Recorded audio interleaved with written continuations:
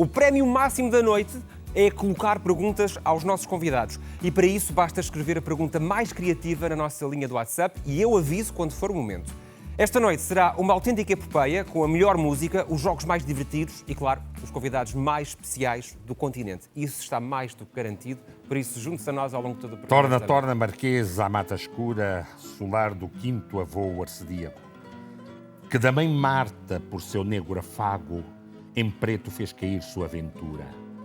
Foste tenente rei da nossa Atenas, inspetor do erário que bem pinga. Vice-papas nas leis que injusto ordenas, amigo e que tal, cheiras a catinga? Pois é quem governou por nossas penas um quinto neto da rainha Ginga. Quanta honra tenho eu de receber esta dupla. O vosso forte aplauso para Filipe Zau e João Ricardo.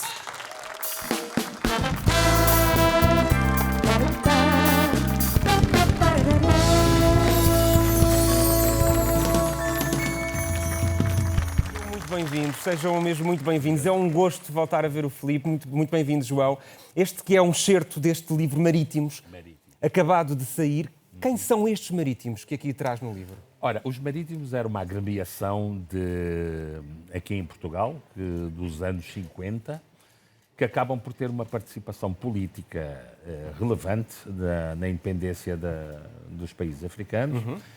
E, de certa maneira, este livro é feito a partir das primeiras presenças dos negros em Portugal, que vêm com a escravatura, e, posteriormente, o associativismo africano que se vai desenvolvendo por aqui, até e acaba na altura da independência, mas onde tem vários grupos de associativistas, quer daqueles da Primeira República, que é quando há um princípio de abertura da imprensa, para depois continuar já de forma mais clandestina durante o período da ditadura, com a Casa dos Santos Império. Onde, aliás, se congeminaram grandes revoluções e se pensou o futuro do país no pós-ditadura. E é precisamente com a saída de Agostinho Neto daqui de Portugal, quando já depois de casado e depois de licenciado, já homem feito, que realmente fecha, portanto, esta parte deste livro. Filipe, é importante olharmos para trás, para a história, para podermos escrever um melhor futuro. Exato. Esse trabalho tem sido pouco feito. Temos olhado muito pouco e aprendido muito pouco o nosso passado. Muitíssimo pouco, sobretudo com o lado africano. Há uma presença africana enorme que está a passar de forma muito esquecida e que é necessário resgatar. Ou é deliberadamente esquecida? Eu penso que não houve essa preocupação, para não dizer que está esquecida. Realmente não há esse olhar. Na historiografia portuguesa não há destaque para o papel dos africanos aqui, e que participaram bastante para que realmente Portugal se tenha desenvolvido da maneira como se desenvolveu, mesmo na Europa. Não sei porquê, mas há uma presença africana destacada, sobretudo até no Alentejo, na parte dos grandes latifúndios, né? Também no Algarve, que são essenciais à economia da região. E que vai praticamente até lá acima, ao norte. Exatamente. Mas que realmente não é falada e, portanto, passa. E esta questão, este sonetozinho que eu li, é um soneto onde se coloca a posição do próprio Marquês de Pombal enquanto mestiço. Muita gente não fala. E uma coisa interessante, tanto se escondeu, mas a maior estátua que está neste país, a maior praça que está neste país, é do mestiço. Exatamente. Portanto, de um indivíduo que não quer-se portanto, o avô, ou bisavô, o quinto avô, e que, portanto, quando entra em desgraça já no reinado de Dona Maria, então é colocado numa situação mais desconfortável e lembram-se então da descendência dele. De buscar essa origem. Buscar e não numa forma positiva. O João, sei que foi esta imagem de um Marquês de Pombal mestiço que o fascinou, que lhe trouxe uma das epifanias e desta junção também ao trabalho do Filipe. Foi um texto do Filipe Zau que encontrei no Jornal de Angola em 2010, o quinto neto da Rainha Ginga, que abriu um projeto de construção de imagens relativamente à negritude portuguesa, que é esquecida ou que é muito pouco conhecida, com personagens de grande relevo, mas que têm uma origem africana.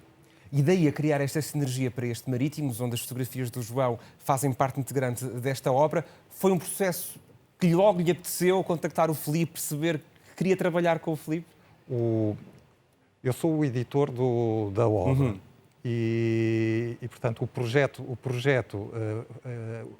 a ideia foi trazer para o disco que acompanha a obra, este audiolivro que está aqui também. trazer esta informação sobre os marítimos e, ao mesmo tempo, trazer outras linguagens para dentro do livro, de modo a dar ao leitor uma capacidade maior de poder visualizar de mergulhar nestas histórias, neste universo.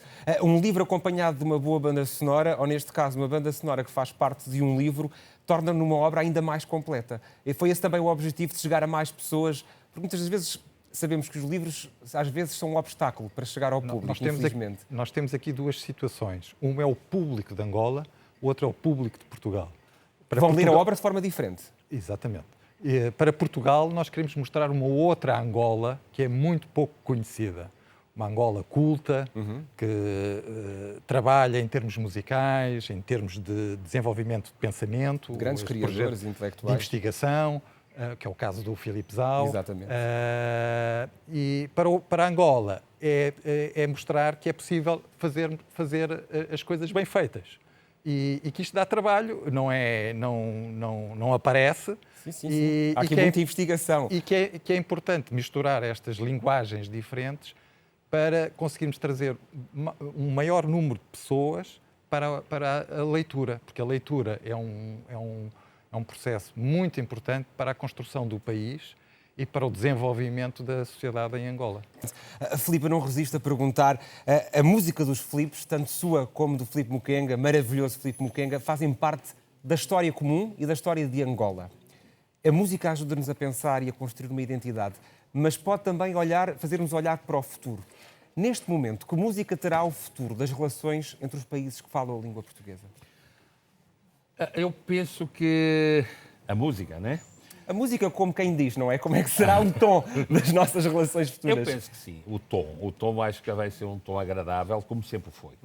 Repare, já vem do passado.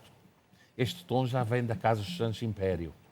Como pode ver nesse livro, dentro dos marítimos estavam uma série de indivíduos que aparecem de Moçambique, de Angola, de Cabo Verde, interrelacionados em prol do mesmo... Com relações que perduram até hoje. Exatamente. Agora, o outro aspecto que devemos pensar, esta fase passou, agora a fase do desenvolvimento. Então, eu penso que este momento é um momento de continuarmos a pensar na lógica da cooperação Sul-Sul, de como é que se pode melhor desenvolver os países. Não basta a independência. A grande independência começa agora com a resolução dos problemas da pobreza, com a resolução dos problemas da fome. Mas temos feito os esforços necessários. Eu penso que está-se à procura de encontrar o melhor caminho que, no fundo, a globalização apanhou as pessoas todas de costas. O que nós podemos pensar é que a África não estava de maneira nenhuma à espera desta globalização, da maneira como ela foi, e a globalização não perdoa. Portanto, nós entramos numa lógica neoliberal, extremamente aberta, onde os povos têm realmente... Onde os mais fracos ficaram para trás. Claro, ficaram mais pobres, os mais pobres ficaram mais pobres, os mais ricos passaram a ser menos e cada vez mais ricos. E, portanto, nós temos aqui assimetrias grandes nesta questão de desenvolvimento e também nesta perspectiva de democracia. Acho que a democracia não é bem isso que se pretende, em que realmente... Onde há um distanciamento cada vez maior entre eleitos e eleitores. Sim.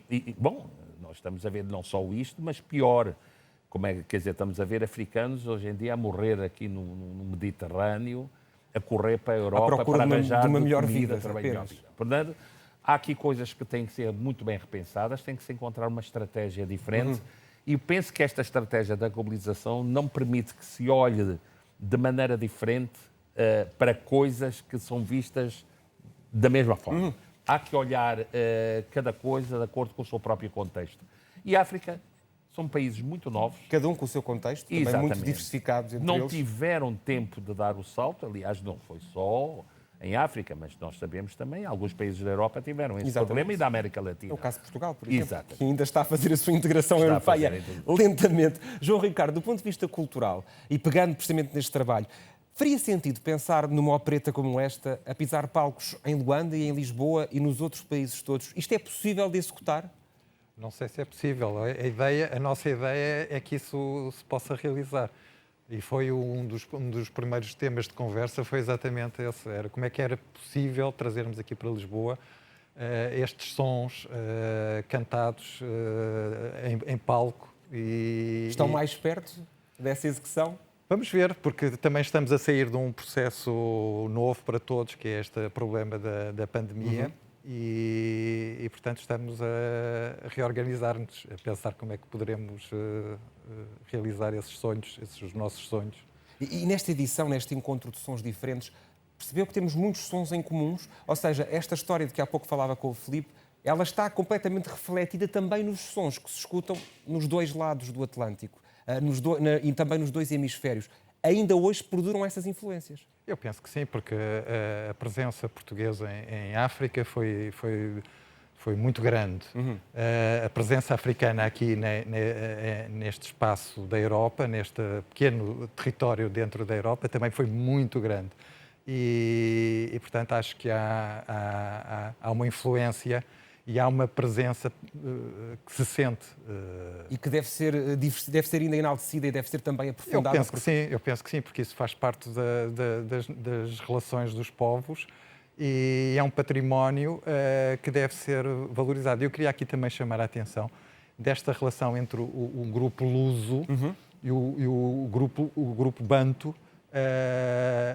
E nós devemos valorizar isso nas relações entre a Europa e a África. Sem dúvida. E, portanto, esta é uma identidade cultural que deve ser valorizada ao máximo. E juntos somos muito mais fortes, disso não nos podemos esquecer. João Ricardo, Filipe Zau, foi um gosto, como sempre, conversar convosco. Gostou deste vídeo? Então deixe o seu like, comente e, se ainda não o fez, subscreva o nosso canal no YouTube e clique no sininho para ficar a par de todas as novidades.